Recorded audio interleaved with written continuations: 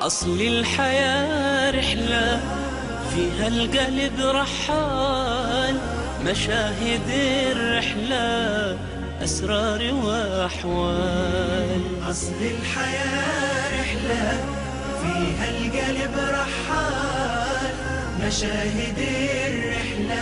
Jannat ahlini eng oxiri jannatga kirishligi mavzusi. Sahihaynda rivoyat qilingan hadis.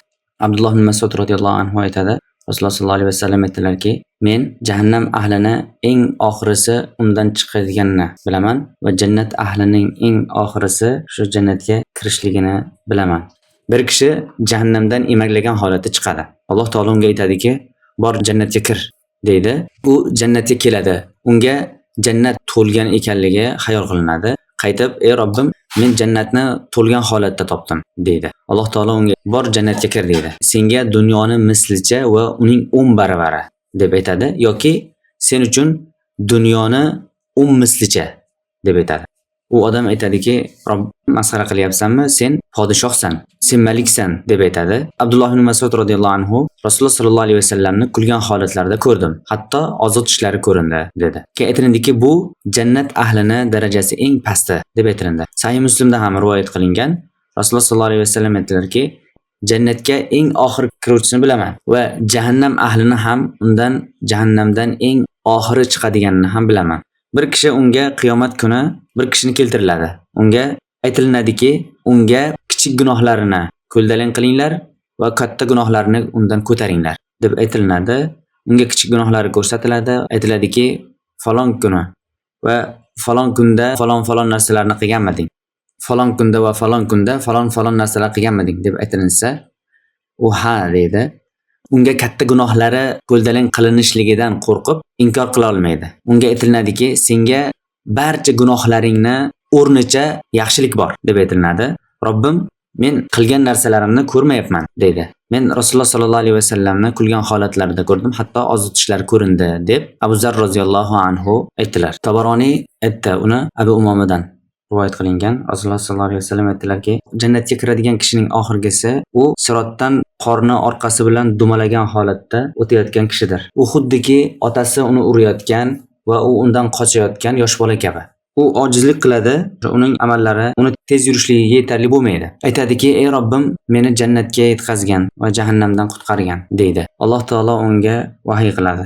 Bandam, agar men jahannamdan qutqarib va jannatga kirgizsam, men uchun gunohlaringni va xatolaringni e'tirof qilasanmi deydi. Banda aytadiki, ha, ey Robbim, izzating va jalolingga qasamki, agar meni jahannamdan qutqarsang, albatta men gunohlarimni va xatolarimni e'tirof qilaman deydi. U ko'prikdan o'tadi va qul u bilan o'zini nafsini orasida aytadiki, agar men Alloh uchun gunohlarimni va xatolarimni e'tirof qiladigan bo'lsam, meni albatta jahannamga qaytaradi deydi. Alloh taolo unga vahiy qiladi, bandam, men uchun gunohlaringni va xatolaringni e'tirof qilgan, men uni sen uchun kechiraman va jannatga kirgizaman deydi. Banda aytadiki, yo'q, izzating va jalolingga qasamki, men hech gunoh qilmadim, hech xato ham qilmadim deydi. Alloh taolo aytadi, bandam, albatta men uchun seni ustingda dalillarim bor deydi. Qul o'ng tarafi va chap tarafiga qaraydi. Biror bir kishini ko'rmagach, aytadiki, ey Robbim, bayinotingni menga ko'rsatgin deydi. Shunda Alloh taolo uni jildiga kichik gunohlarini gapirtiradi. Buni banda ko'rgan paytida aytadiki, ey Robbim, menda izzatingga qasamki, katta gunohlar ham bor deydi. Alloh taolo unga vahiy qilib aytadiki, ey bandam, men uni sendan bilaman. Men uchun e'tirof qilgan, men seni kechiraman va jannatga kirgizaman deydi. Banda gunohlarini e'tirof qiladi. Alloh taolo uni jannatga kirgizadi.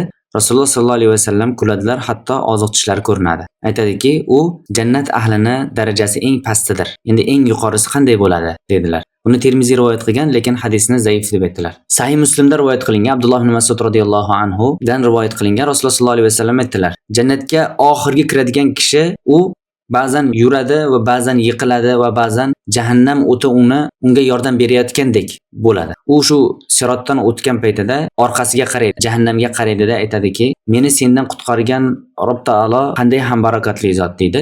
Batahqiq Alloh taolo menga bir narsa berdi. U narsa shunday narsaki, avvalgilar va oxirgilardan birortasiga bermagan narsani menga berdi deydi. Shunda u uchun bir daraxt ko'tariladi, ya'ni ko'rinadi, ko'rsatiladi. U aytadiki, ey Robbim, meni mana bu daraxtga yaqinlashtirgin, uni soyasida soyalanayin va suvdan ichayin. deydi. Alloh taolo aytadiki, ey odam bolasi, agar senga uni beradigan bo'lsam, mendan boshqa narsa so'raysanmi deb aytadi. Va aytadiki, yo'q ey Robbim deydi va unga boshqa narsani Allohdan so'ramaslikka ahd beradi va Robbisi esa uni uzrli deb biladi. Chunki uning uchun, ya'ni u odamni u narsa ustida sabri yo'qligini ko'rib turadi. U odamni u daraxtga yaqinlashtiradi. U odam u daraxtning soyasidan soyalanadi va suvdan ichadi. Keyin u uchun bir daraxt ko'tariladi. U avvalgi daraxtdan ko'ra yaxshiroq bo'ladi. U odam aytadiki, ey Robbim, mana bu daraxtga meni yaqinlashtirgan, uni suvdan ichayin va soyasidan soyalanayin deydi. Sendan boshqa narsa so'ramayman deydi.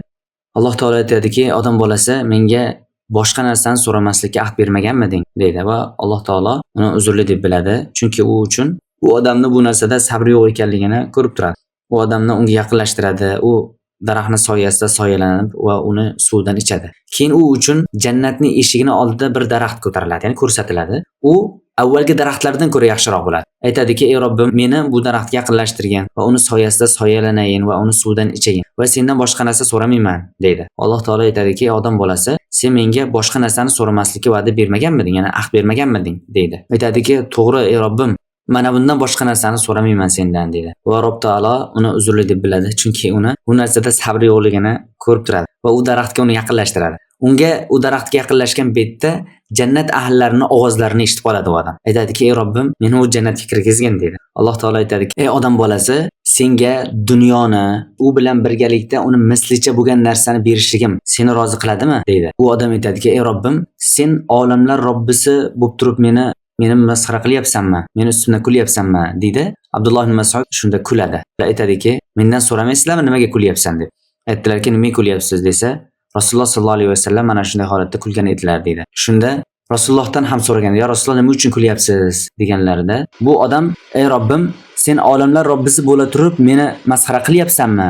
degan paytida Robbil alaminni kulganligi uchun kuldim dedilar. Alloh taolo shunda aytdiki bu odamga, "Men seni masxara qilmayapman, lekin men barcha narsaga, xohlagan narsamga qodir ekanligim uchun aytayapman" dedi.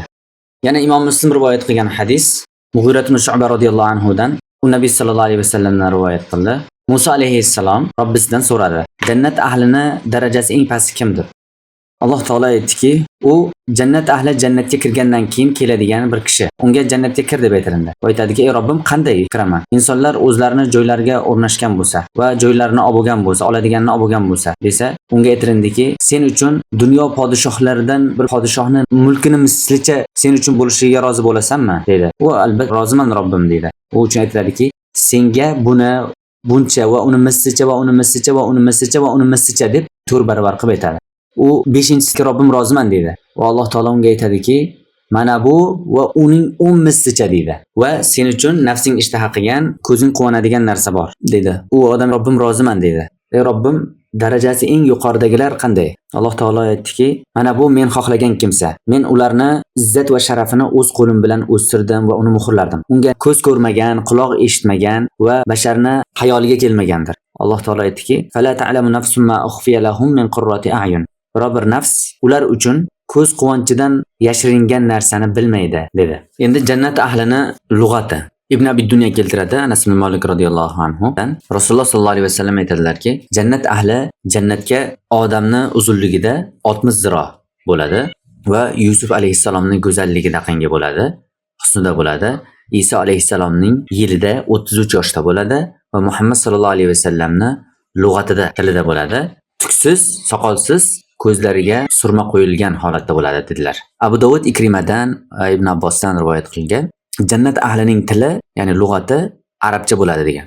Oqil ham aytdi, Zuhri aytadiki, jannat ahlining tili arabcha bo'ladi dedi. Jannat va jahannamni hujjatlashishligi. Bu Buxoriy Muslim rivoyat qilgan hadis Abu Hurayra roziyallohu anhu dan. Jannat va jahannam hujjatlashdi. Jahannam aytdiki, menga jabborlar va mutakabbirlar kiradi.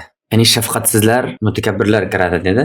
Va jannat aytdiki, menga zaiflar va miskinlar kiradi dedi. Alloh taolo jahannamga aytdi, sen meni azobimsan, sen bilan xohlagan kimsalarimni azoblayman. Va jannatga aytdiki, sen meni rahmatimsan, men sen bilan xohlagan kimsalarimni rahm qilaman. Va sizni har biringiz ham unga to'ladi dedi. Boshqa bir rivoyatda jannat va jahannam hujjatlashdilar. Jahannam aytdiki, men mutakabbir va zo'ravonlarni qabul qilaman, ya'ni jabborlarni dedi. Jannat aytdiki, menga nima bo'ldi? Menga zaiflar, insonlarni zaiflari va ularning nuqsonliklari va ojizlari menga kiradi dedi.